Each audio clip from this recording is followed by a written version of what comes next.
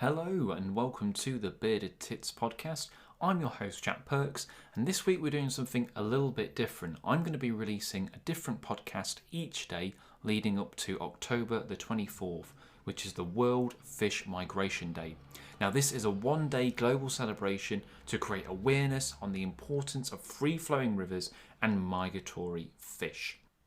Now in the description there'll be a link for World Fish Migration Day and also for my guest today, which is Andrew Kerr of the Sustainable Eel Group. Now he's the chairman of this fantastic organisation, and it's a Europe-wide conservation and science-led group working with partner bodies and individuals to accelerate the eel's recovery. And who doesn't love an eel? So I wanted to find out from Andrew, why are eels so important, what are their threats, and what can be done to help them? Well, thanks for joining me, Andrew. Hello, Jack. Great to be with you. It's been a while. I can't remember the last time we met face to face. It must have been... What about when we did that video together? How long ago was that? Oh, I think, that's the first time I met you, wasn't it? That was 2013, I think. I remember getting into your very nice car and thinking, I'm soiling this with my presence, just sitting in this lovely heated seats, and I'm in with scruffs. But I don't think I made too much of a mess. I still got it. It's now 17 years old. So it's got another 17 years in it. Yeah, hopefully. Hopefully we all have, which is all we can hope for, isn't it? So I think we should start with who are SEG? Who are the Sustainable Eel Group? We were founded at Fishmongers Hall 10 and a half years ago. And we created a governance structure so that we were totally international, but we would spread the governance load evenly between science, conservation, and commercial interests. And that particular way of thinking has served us incredibly well, because a multi-stakeholder, multinational approach is the only way to address the enormous challenge that the European eel represents. Because it's not only a UK trust, so to speak, is it? It's European-wide, isn't it?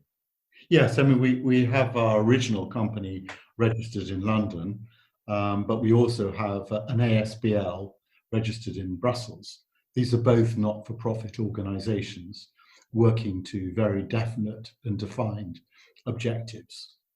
And you mentioned commercial there. So many people might find it strange that one of the things that SEGs promote is eating eels, albeit in a sustainable fashion. So why does that work? Because obviously we don't eat pandas. So why do eels work? That's a very, very topical joke. Yeah. Yes, I mean, the when you actually challenge and explore how this has come about, IUCN has a grading system, measurement system, that has to apply, to a fish population that you measure in billions, like the eel, as well as to a panda. You brought a panda up, but a population that you measure in thousands or hundreds even. So it's a very it can't fit everything perfectly, and of course the IUCN doesn't say you can't eat. It just says beware. This idea that because it's on the IUCN red list means they're saying you can't eat. That's just not true. But the point you're really making is that we don't create a blank check for fisheries or for human consumption. We only support eel being eaten if the fish meets our SEG standard. And we're on our 6th iteration now, and it's been going for 10 years. So it's not a blank check. It's very rigorously assessed and implemented and continuously improved. And we've now got supply chain coming all the way through from the fishery to the collecting station, to the eel farm, to the smokehouse, and then on to the consumer. So you have to have full traceability as well as the catch method. No, I think that makes, you've got to be able to trace where it's come from and make sure it's all been above board. So yeah, completely agree with that. And I think we've eaten eel together. Is it from the Y Smokery? I can't remember where we had it, but it was I think it was smoked eel, bacon, and mash, or something like that. Yes, we did. But Yeah. for anyone who's never tried eel, it might not sound the nicest thing to eat, but it is. Particularly smoked is gorgeous. It's one of my favourite fish to eat. They are a really nice tasting fish. But You know, eating eel is important to me because it's part of the cultural link. But personally, I'm not a great, I enjoy smoked eel, yes. I particularly enjoy it when I eat it with smoked salmon and smoked trout at the same time. I do remember an evening with the Gloucestershire Wildlife Trust in Berkeley Castle when I had that combination, and that was really good. But, yeah, actually, that point I will labour for a second, because we don't realise how important eel was to our culture. You just wouldn't have survived a cold Northern European wet winter without eating eel. And that was up until a couple of 100 years ago. And is that right? Everybody ate it. Go back further, and the Doomsday Book, William the Conqueror and so on, you actually paid your taxes in eels at the time of Doomsday. Wow. That's how important it was to human culture. And as we've engineered our rivers, with 1.3 million barriers to fish migration in Europe, 25,000 hydropower stations, drained the vast majority of our wetlands, we have just lost that connection in parallel to that water engineering process. We've lost that relationship. And eating eel and fishing for eel and the whole culture is very much what we're about. We don't want to lose our relationship with this incredibly important and totemic species. So you've mentioned, they're culturally significant, but why are eels so important? I mean, you mentioned there were a lot of them before. They've obviously in decline now, and we'll talk a little bit about that in a second. But what makes the eel so important compared to, say, the gudgeon or something else? Okay. Well, I'm biased, so yes, yeah. No, I get that. Yeah, they're all important in one sense.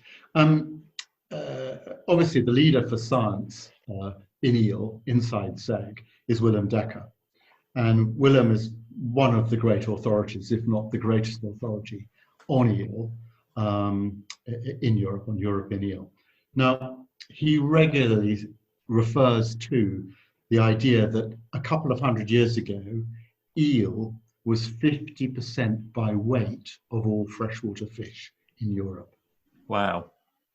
And that's the scale of decline we're talking about. It's still an incredibly abundant fish 200 years later, but it's in proportion to the lost habitat. So when WWF in the global index a month ago reported freshwater fish as the most disrupted habitat on the planet, then it went on and said freshwater migratory fish in Europe are the all-time worst at a 93% decline. That is exactly the sort of level of decline that we see for the eel. It's shocking, isn't it? It's shocking, yeah. Now, with the eel story, we've had this gradual decline, and then we had this dramatic acceleration, 1980, 2010, a 30-year period of very steep decline, something like 15% a year. And it was that decline and the proxy indicator that is used as the glass eel index. And it was that decline that then led Willem to advise the European Commission and to the creation of the eel regulation. Now that's dated 2007. It immediately started to have an effect, and we can actually plot that effect from 2011 on the glass eel index. And we've now had a 10-year period of not shoot straight up, but the same rate up as we had decline. Now we've got a hell of a long way to go, but it is now widely accepted that we have turned the corner. But that's not an excuse to relax, not not to, or diminish our enthusiasm. We've got many decades to go before we get to a full recovery.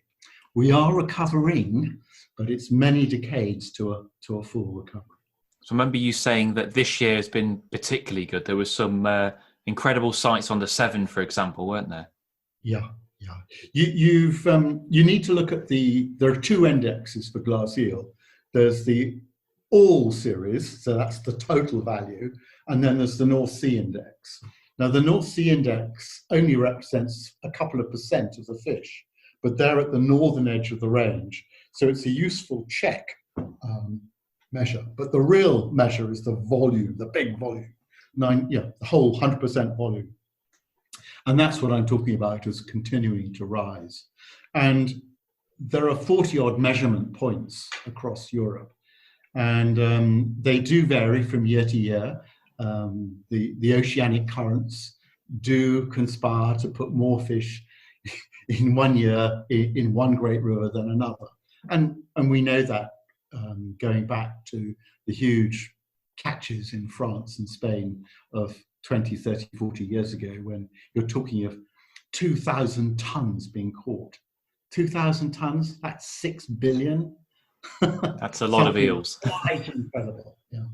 So what we've had this year is the events and the climate and the conditions all conspiring to make the Bristol Channel a sort of hot spot.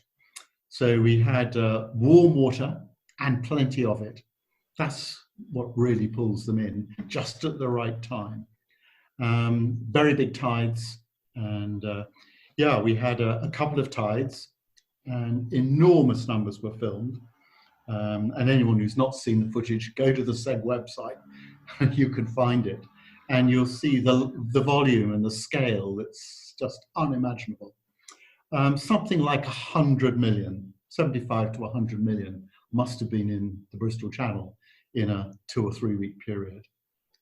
That's quite extraordinary. Yeah, that is, and it kind of gives you almost cause for optimism. Is that too much of a dangerous word, hope? But it does kind of dangerous words, but maybe it just gives you a bit of hope. Well, I think hope is a good word, and if you don't recharge your batteries with hope, we all just give up. So no, hope, optimism, those are the things that make things happen. Despair and gloom doesn't really make anything happen. No, it's a harder sell, isn't it? Let me go on for that for a second, because that 7,500 million, that is as a proportion of a total recruitment for the year, a typical year, it's about 1.4 billion. So you can see from that the Severn is the northernmost place where we get a huge concentration. But the bulk, 75% of that 1.4 billion goes to the Bay of Biscay. Right, okay. So we are looking at the northern edge of this extraordinary annual recruitment. So you mentioned the decline. Is there a main reason, or is there a kind of cocktail of reasons for why eels have declined? Yeah, it's a cocktail, definitely. In contrast to marine, when you're very concentrating on fishing and fisheries and gear, the impact when you get into fresh water, there are so many human impacts. And yes, fishery is one, and overfishing and the trafficking problem, which no doubt we'll come to in a moment, these are very serious threats. But you've also got to go back to the wetlands all being drained, the 1.3 million barriers to the rivers of Europe, the hydropower turbines, the 25,000 of them, all those water pumps that are unscreened. So the combination of those are the really big killers. The science isn't good enough to really be able to tell. But if I said it was the bigger half, I wouldn't be exaggerating. No, so they've got a lot of things hitting them from different angles, which is always going to struggle a species like those. And of course, eels have this extraordinary life cycle, and it still holds a lot of mystery. And people talk about the Sargasso Sea, but as far as I'm aware, we we don't know exactly where they breed there, do we? No, no, indeed. This mystery theme is sits very comfortably with eel. The Sargasso Sea is as big as France, Germany, and the UK combined. So it's not like It's not a something, swimming pool, is it? not a swimming pool. Research vessels go out there year in, year out, trying to find where the spot might be. And we don't know. The French have just come up with a study that they've done with the Japanese, looking at a mountain range, another 1,000 kilometers or so nearer the European continental shelf. It's a theory, there's no proof yet. But yes, we're starting to look over bigger areas to try and find where the spot might be. It might, of course, be several spots. Yeah. Why should it only be one? No, exactly. I mean, we whenever you say the word migratory fish, everyone automatically thinks salmon. And I think eels maybe sometimes get a little bit overshadowed by that. But of course, eels, I think it's 3,700 miles or something like that from where we think they spawn. And they've got to do that once. They live for however long, they go back again. It's an incredible life cycle. And I'm fascinated by them. I think they're absolutely incredible creatures. You did mention trafficking, so I just wanted to bring that up. So when people think of Elvers, they might not think too much of a black market, but there's a massive... I've heard the words eel mafia, which sounds silly, but it's a thing, isn't it? Yeah, it is. It's a horrendous crime against society. I guess when we started SEG, we knew there was some crime in the story. We have no idea how much at that time. And I remember looking back over the 10, 11 years, where was the moment when the penny dropped that this was a massive crime? And it was a meeting at ZSL in 2015. And we'd invited Traffic along. That's the organization specifically looking at wildlife crime. And they came to us and reckoned that 20 tons, about 60 million eels, were being trafficked to Asia each year.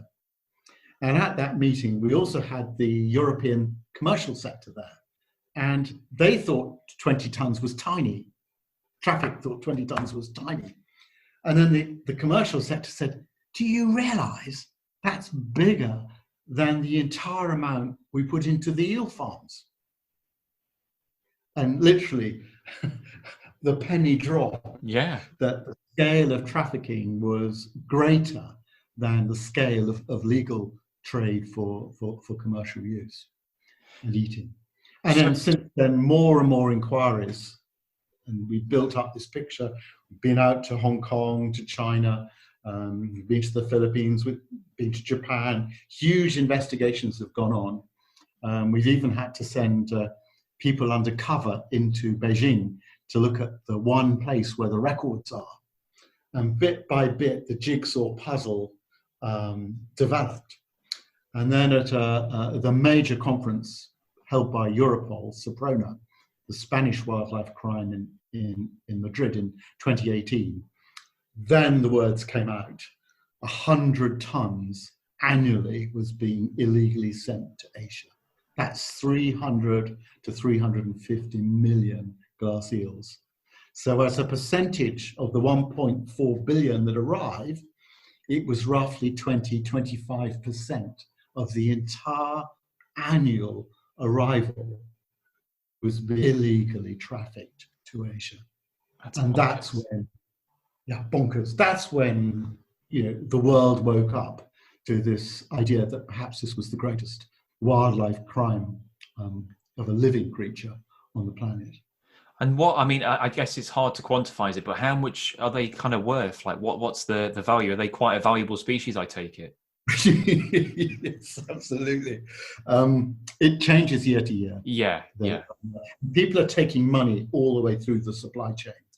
But very simply, if we say an eel is caught in Europe by a fisherman and he gets 10 cents, by the time it lands in Hong Kong or Asia, it's worth €1.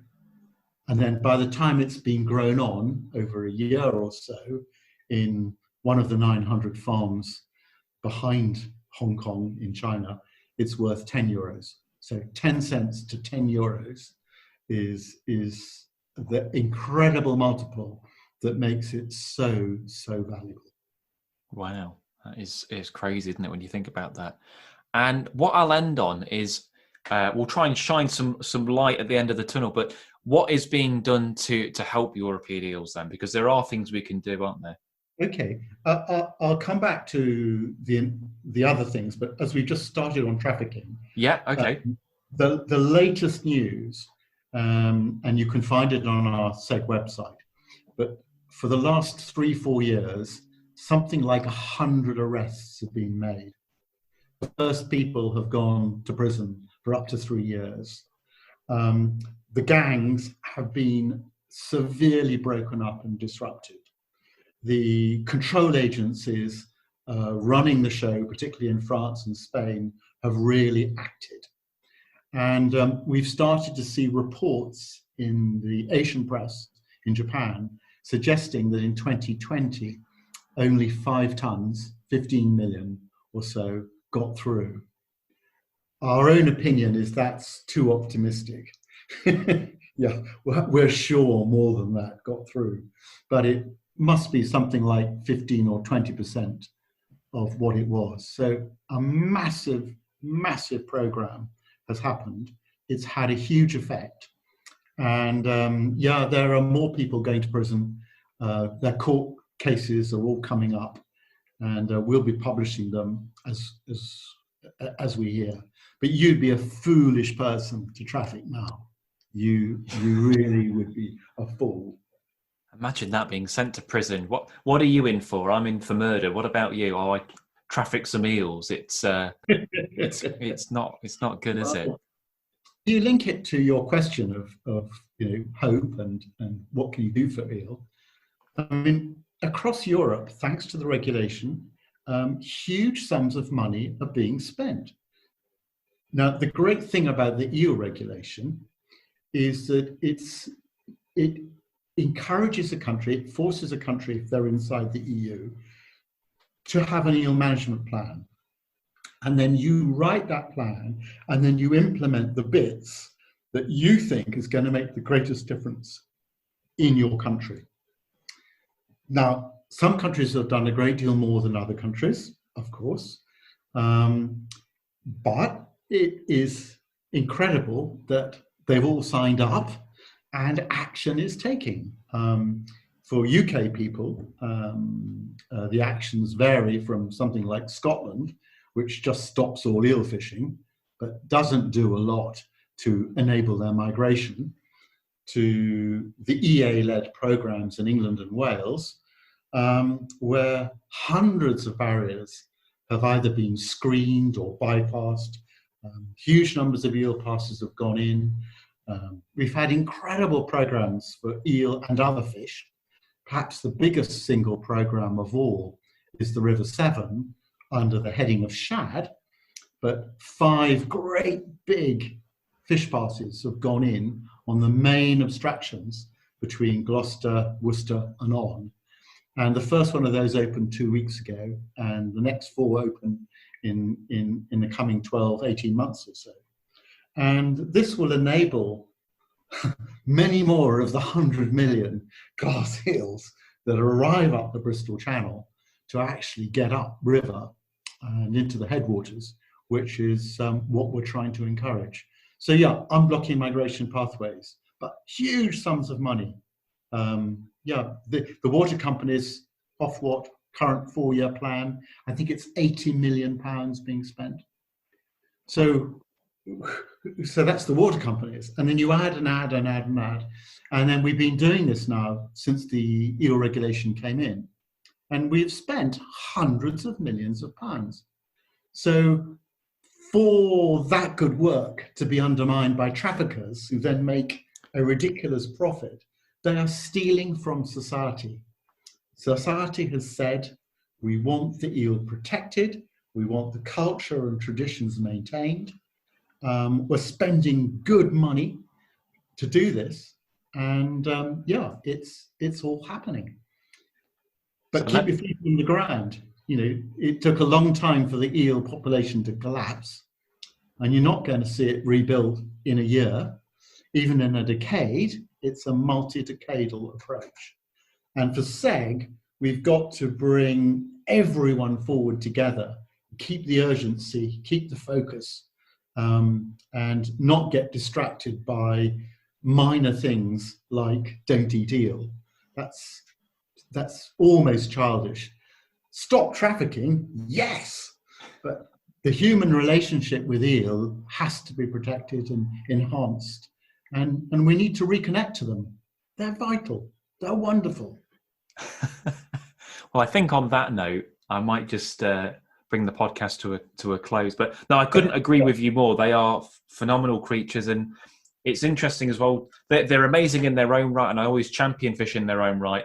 But eels in particular seem to be a major part, or at least were a major part, of many other animals' food webs. I mean, in particular, I think otters and bitterns favoured eels. And obviously, if they're not around, then it's going to have a wider impact on maybe some of the star species that people want to see. So it's amazing how one eel, eel as a species, impacts everything. I think they're still very abundant, but just nothing like what they were. No. But of course, what then happens is those predators all want to eat something. So the pressure gets put on to other fish, and you upset the historic balances.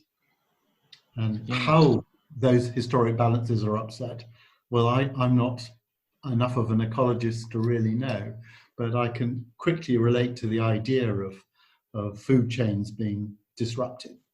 There's going to be some difference there, certainly, isn't there? Yeah. Well, look, Andrew, it's been an absolute pleasure talking to you, as always. I'm always happy to natter about eels with you, so it's good to see you again, and I'm sure our paths will cross at some point. Yeah. Keep up your good work. The film footage you keep producing is just amazing and very, very powerful at connecting us to the freshwater, the hidden mysteries of the freshwater fish. So thank you too, Jack. No, and whenever I'm in the water, if I see an eel, that's a good day, because I don't see them that regularly. But when I do see one, it's always like, that's great. That kind of warms my heart a little bit. So take care, Andrew. Take care. Thanks, Jack. That was Andrew Kerr of the Sustainable Eel Group. So if you want to find out more about them, it's sustainableeelgroup.org, and that's got links to the videos Andrew mentioned and loads more information about what that organisation does. Now don't forget, the 24th of October is World Fish Migration Day, and leading up to that and on the day there's going to be loads of fishy related content from all over the world. Now you're best positioned to see this from the World Fish Migration Day website, or of course you can follow them on Twitter and Facebook, with all the links to those on worldfishmigrationday.com. Hopefully you've enjoyed today's episode, and you catch me tomorrow. I'm going to be talking to Emily Cooper from the Rivers Trust as we talk a little bit about this umbrella organisation and how the Rivers Trust movements came to be and what they do for UK river systems. This has been the Bearded Tits podcast. I've been Jack Perks, and I'll see you tomorrow. Cheers.